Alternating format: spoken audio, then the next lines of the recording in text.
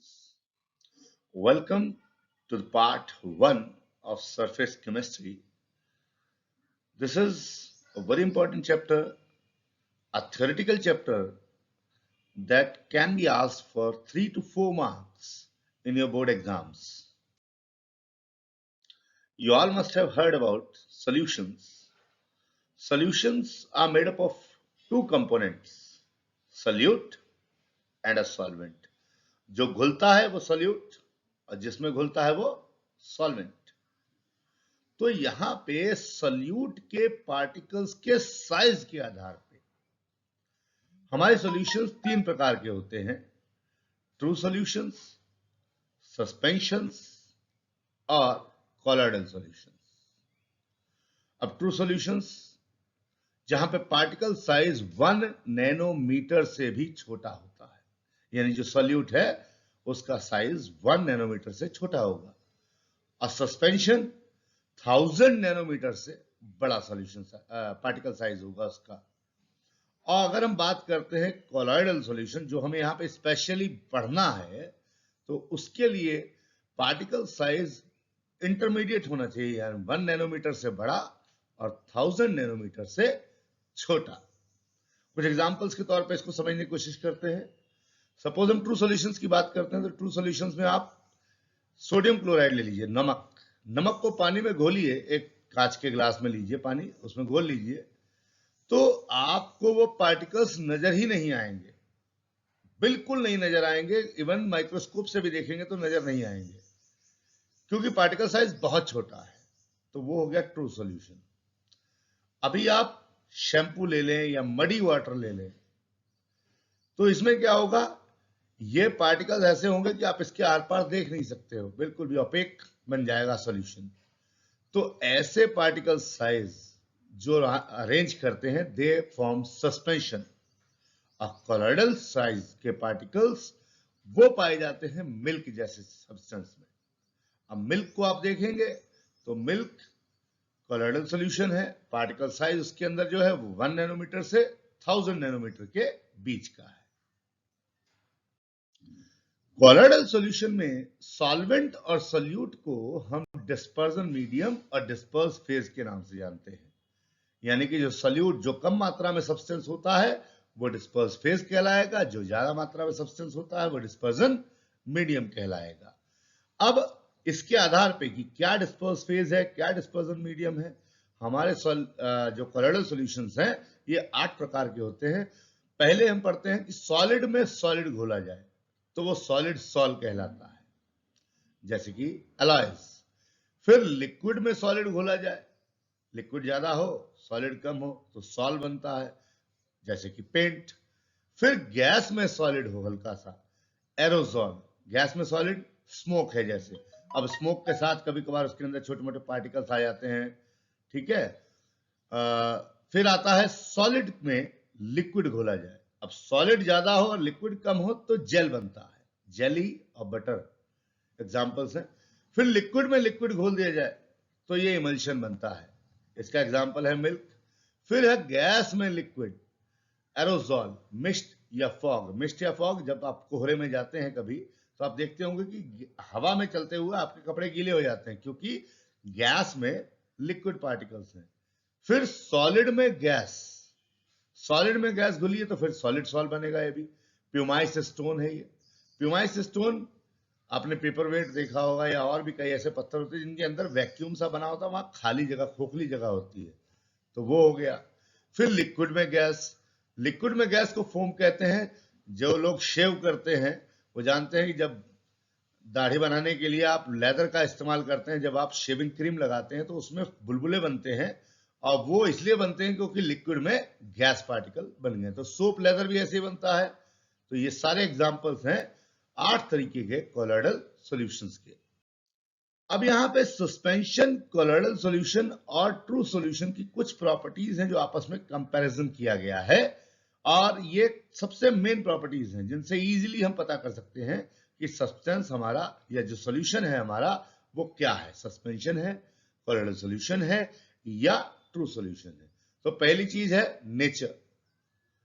अगर हम true solution की बात करें, सबसे पहले जैसे कि मैंने एग्जांपल दिया था कि नमक को पानी में घोल लें आप, तो आपको पूरे पानी में कहीं नमक नजर नहीं आएगा, पानी एक सा रहेगा थ्रू आउट। ऐसा नहीं है कि ऊपर ज्यादा नमकीन हो और नीचे कम नमकीन, या ऊपर कम नमकीन और नीचे ज्यादा नमकीन, यानी कि वो होमोजेनस होता है, एक सा।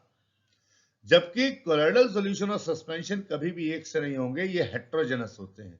आप मडी वाटर को ले लें, थोड़ी देर मडी वाटर को छोड़ दें तो आपको 3 लेयर्स नजर आएंगी। सबसे नीचे मिट्टी बैठ जाएगी, फिर ऊपर थोड़ा मटमैला पानी होगा, और उसके बाद आएगा नंबर पानी साफ का। ऐसे ही कोलोइडल सॉल्यूशन भी है, मतलब कि ये हेट्रोजेनस है दोनों, और ट्रू सॉल्यूशन होमोजेनस है। फिर पार्टिकल साइज, वो तो हम डिस्कस कर ही चुके हैं। ट्रू सॉल्यूशन सबसे छोटा बिलो 1 नैनोमीटर, सस्पेंशन 1000 नैनोमीटर से भी अबव, और कोलोइडल सॉल्यूशन इंटरमीडिएट होता है 1 से 1000 नैनोमीटर के बीच। फिर आता है सेपरेशन। जनरली हम फिल्टर पेपर यूज करके किसी भी सब्सटेंस को फिल्टर कर सकते हैं, लेकिन यहां पे ऑर्डिनरी फिल्टर पेपर से आप ट्रू सॉल्यूशन को, पार्टिकल्स को, यानी कि डिस्पर्स फेज और डिस्पर्जन मीडियम को अलग नहीं कर सकते। आप अगर नमक वाले पानी को फिल्टर पेपर पे डालोगे तो नीचे जो पानी आएगा वो नमक वाला ही आएगा, उसमें ऐसा नहीं कि नमक ऊपर रह गया और पानी नीचे आ गया। ऐसे सस्पेंशन है, सस्पेंशन को अगर ऑर्डिनरी फिल्टर पेपर पे डालोगे तो वो पॉसिबल है, सारी मिट्टी ऊपर रुक जाएगी, नीचे क्लियर वाटर आएगा, यानी कि डिस्पर्स फेज और डिस्पर्जन मीडियम अलग हो गया। जबकि कोलोइडल सॉल्यूशन भी एज इट इज पास हो जाता है, वो भी ऑर्डिनरी फिल्टर पेपर से आप डिस्पर्स फेज और डिस्पर्जन मीडियम को अलग नहीं कर सकते। तो अगर हम अल्ट्रा फिल्ट्रेशन करते हैं, अल्ट्रा फिल्ट्रेशन कैसे करते हैं ये आगे बाद में चैप्टर में पढ़ेंगे। यानी कि कुल मिला के छोटी सी बात बता दूं कि अल्ट्रा फिल्ट्रेशन में फिल्टर पेपर का पोर साइज छोटा कर दिया जाता है, और जब पोर साइज छोटा कर देंगे तो ट्रू सॉल्यूशन तो खैर तब भी नहीं फिल्टर किए जा सकते, लेकिन उस समय कोलोइडल सॉल्यूशन फिल्टर किया जा सकता है, मतलब डिस्पर्स फेज और डिस्पर्जन मीडियम अलग हो सकता है। फिर setting of particles.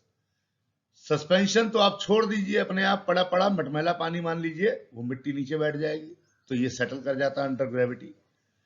Colloidal solution को अगर आपने सेटल कराना है तो वहां उसको सेंट्रीफ्यूग करना होगा। जैसे दूध है, दूध को आप जब मथ देंगे तो उसमें मक्खन पार्टिकल्स मक्खन के अलग हो जाते हैं बिल्कुल, जबकि ट्रू सॉल्यूशन के पार्टिकल्स कभी भी सेटल नहीं होते हैं।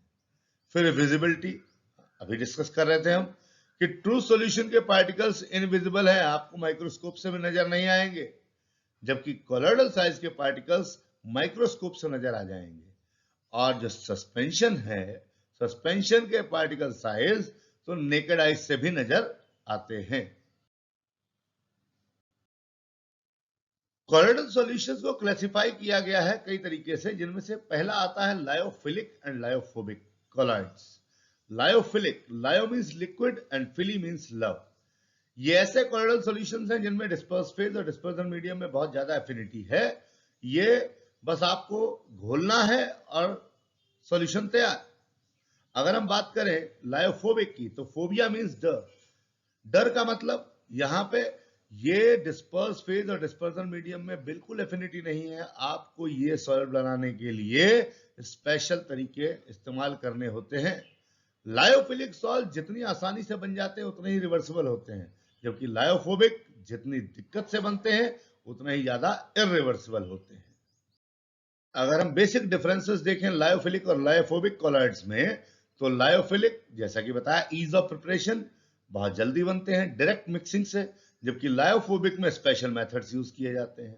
विजिबिलिटी, लायोफिलिक सॉल्व्स के पार्टिकल्स जल्दी नहीं नजर आएंगे आपको, इवन अंडर अल्ट्रा माइक्रोस्कोप भी नजर नहीं आएंगे, जबकि लायोफोबिक कोलॉइड्स बहुत इजीली सिंपल माइक्रोस्कोप या अल्ट्रा माइक्रोस्कोप कोई भी यूज करेंगे तो वहां पे आपको नजर आ जाएंगे पार्टिकल्स। स्टेबिलिटी की बात करें, लायोफिलिक सॉल्ट्स स्टेबल होते हैं, लायोफोबिक अनस्टेबल है। लायोफिलिक सॉल्ट्स रिवर्सिबल हैं, लायोफोबिक सॉल्ट्स इरिवर्सिबल हैं। जबकि टिंडल इफेक्ट, ये टिंडल इफेक्ट क्या है डिस्कशन आगे के पार्ट में होगा चैप्टर में, लेकिन टिंडल इफेक्ट के लिए बेसिक चीज बता दूं, कभी आप दरवाजे में से जरा सी लाइट अंदर आते हुए देखें तो उसमें आपको एक कोन नजर आती है कि हाँ धूप आ रही है क्या, उसमें खूब सारे पार्टिकल्स नजर आते हैं, तो उसको हम टिंडल इफेक्ट कहते हैं। तो यहाँ पे जो लायोफिलिक सॉल्ट्स हैं वो टिंडल इफेक्ट शो करते हैं, शो नहीं करते हैं, जबकि लायोफोबिक सॉल्ट्स ये टिंडल इफेक्ट शो करते हैं। एक दूसरे प्रकार के क्लासिफिकेशन में कोलोइडल सॉल्यूशन को दो हिस्सों में और बांटा गया है, तीन हिस्सों में बल्कि।